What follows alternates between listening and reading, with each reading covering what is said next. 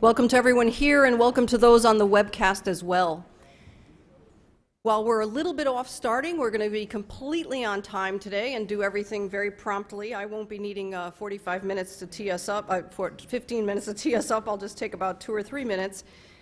So welcome to the Conflict of Interest in Medical Innovation, Assuring Integrity While Facilitating Innovation in Medical Research.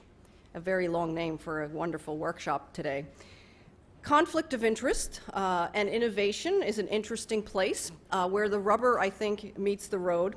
It's a place where there's a great deal of care. People care a lot about a lot of things, and so some of those interests start to become conflicts when they're intense or whether they're meeting each other in different ways from different perspectives. I like to track energy, and I think there's a lot of energy in a conflict of interest. There's also a lot of energy in innovation, and so these energetic places, I think, are really generative places, places where we're going to see a lot of raw material for growth, a lot of raw material maybe for making the kinds of advances we need to make because we know we can't continue business as usual. This workshop grows out of a whole host of other things that have happened in the past. Certainly some very, very good work has been done in conflict of interest, and one might ask, why are we in fact having a workshop on it?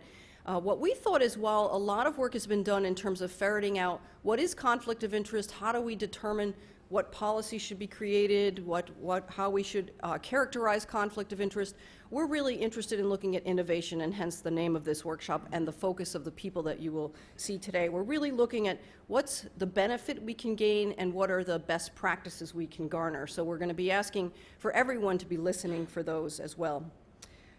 This workshop also grows out of some work that the Roundtable on Translating Genomic-Based Research for Health has done. I'm co-chair of that roundtable. We had a couple of workshops ourselves where we really decided that that the non-competitive, pre-competitive space was important, and how do you work in that space, especially as that line moves. We've also had co-sponsored some data sharing workshops and work on data sharing, and there, of course, conflict of interest arises as well. So I think what we want to do today is make this very interactive. You'll see that we've really limited the speakers in terms of what they're going to present, and we want more discourse between you and the speakers. We want to make sure that everybody can participate. There's a microphone in the center of the room. We have a way of having the public participate as well, and that's through our Twitter feed, which is hashtag COI. It's up here on the screen and also on the screen of those of you at home or in your offices. You can send questions to the Roundtable email address, and we will enter those questions into the dialogue as well. So if you're watching the webcast, please feel free to participate and really engage with those of us who are in the room. We're going to ask everybody to pay attention all day so that we have vigorous discussion.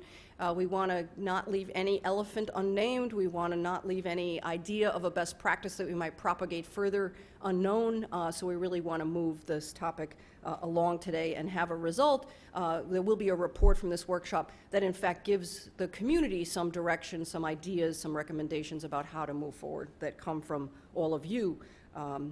And at the end of the day, we're really going to be looking at how can we put out a call to action that would facilitate collaboration and innovation. That's our goal. So we want to be really sure that we're clear about things that could be applied from one area to another or from one project to another where we might see best practices emerge.